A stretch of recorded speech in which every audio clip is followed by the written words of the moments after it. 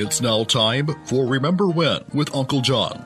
John Guess, Ouachita County's resident storyteller and local historian. Sit back now and enjoy a walk down memory lane as John recalls the days of yesteryear in his own unique way.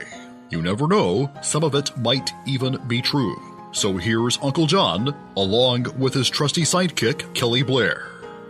Back on Remember When with Uncle John. Well, here we are at Hump Day, but around these parts, Wednesday means we got Wrestling Wednesday going on. John, what do you think about what's going on in the world of wrestling? Well, the greatest of all time, as far as I'm concerned, and probably a lot of other folks, Ric Flair had his final match last week. Yeah. Now, you and I, were pretty interested in this, but not really interested enough to go out and try to find a pay-per-view or anything like that. I'm not even sure, did they have some kind of digital format that you could get on it? Sure they did, but I don't know. I heard it was a success. I heard they had almost 7,000 people in attendance and everything, so it did pretty well for them and all that, I believe. I don't know how you would rate or how you would score somebody being the greatest of all time, but he's got to be right up there. Well, a lot of it just comes down to most people sharing that opinion. Like Michael Jordan, most people would say Michael Jordan's the greatest basketball player. Bruno Sammartino held the WWF title 2 different times for a total of 11 years. Yep. But Ric Flair has went wide open for a long time. He had hundreds of 1-hour matches. Yes. I saw not long ago where Hulk Hogan said, that there was no doubt in his mind that Flair was the greatest of all time. He said, the guys have had hundreds of 1-hour matches, and I've never had one. Yeah, he's had thousands because he had hundreds each year, and he wrestled for 15 years or whatever. So, and I mean, the guy was around when I started watching wrestling when I was 13 or 14 years old. Yep. And then, he was in the plane crash in 75. They said he'd never wrestle again. He came back. He trimmed down. He came back. And he became the Nature Boy. And, he was notorious in the Mid-Atlantic and Georgia and Florida. But he's been all around the world. And the guy, whether you like, a lot of folks talk about he wrestled the same match his whole career. Well, maybe he did, but the guy put on a show. Well, come on. I mean, Harley Race didn't wrestle the same match most of the time. Hulk Hogan didn't wrestle the same match most of the time. True. You find a winning formula, you stick with it, baby. But he put in, he was.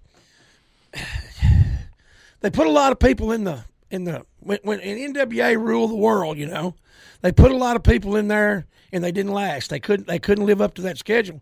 Ric Flair was made for that schedule. No question. He could be in Charlotte on Monday night, in Japan on Wednesday night.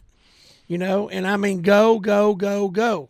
And I mean the guy, I've saw too many essays about him, stories about him on YouTube where he would show up at the arena so hungover he couldn't hardly go. But when the bell rung, when the curtain opened up and the bell rung, he was there ready to go. Quick cat nap, a cup of coffee, and Katie bar the door.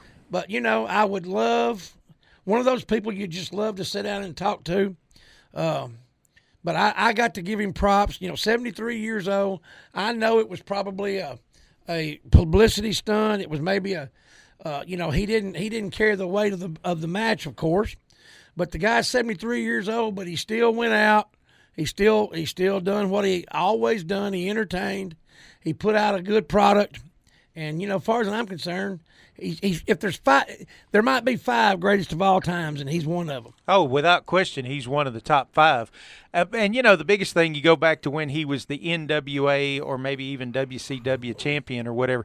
The thing was he could go into any territory, work with anybody that you had on top, make them look like $1 million, and still retain the title and kiss all the girls and make them cry. That's a champion. And he was regarded as being someone that followed orders.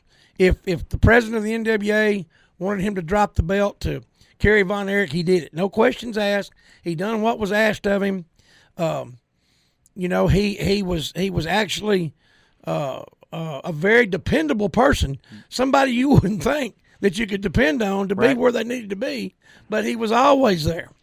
And from what I understand, never missed a match unless, the weather or something like that prevented it. But I just got to put him up there in the top 2 or 3, the greatest of all time. 73 years old, went out and done it one more time.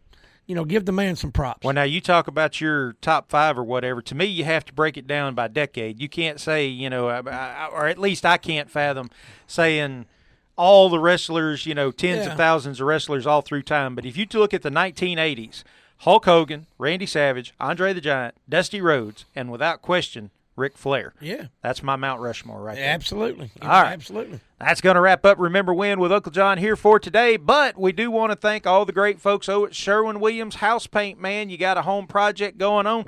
Definitely get over there and let Greg Bradshaw and his staff help you out. 836-8125. And we got ProMed Ambulance, 1-800-634-0436.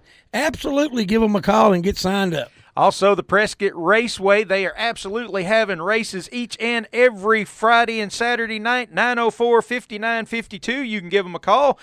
Just head on over to 5121 Highway 53 East on Saturday, and you can see them racing, or call down at the Napa store in Magnolia. Talk to Jackie Lewis himself. He'll point you in the right direction. And if you got some stationery needs, some business card needs, call JJ down at the Shopper's Guide. He'll hook you up. And be sure and check us out on all your podcast forums out there, including Apple Podcasts, Spotify, iHeartRadio, Google. You can find us on YouTube, or you can find us on YesRadioWorks.com and Facebook. I guess we'll see you tomorrow, John. Absolutely.